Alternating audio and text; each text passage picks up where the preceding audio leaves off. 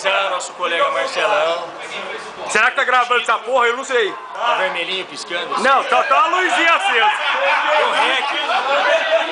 Tem o REC. Parabenizar o Marcelão. Marcelo, não sei se essa porra tá gravando não, velho.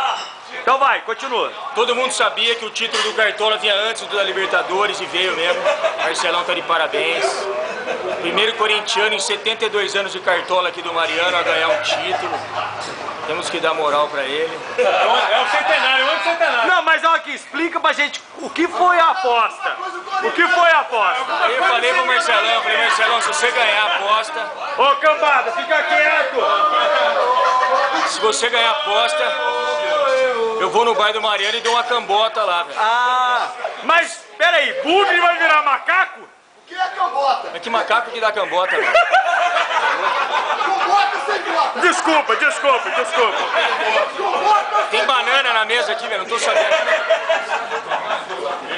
Macaco eu sou aqui, velho. Tranquilo, macaco por macaco é tranquilo. Ai, Eu só tô aguardando o local e quantas cambotas ele quer, de resto eu tô à disposição. valeu!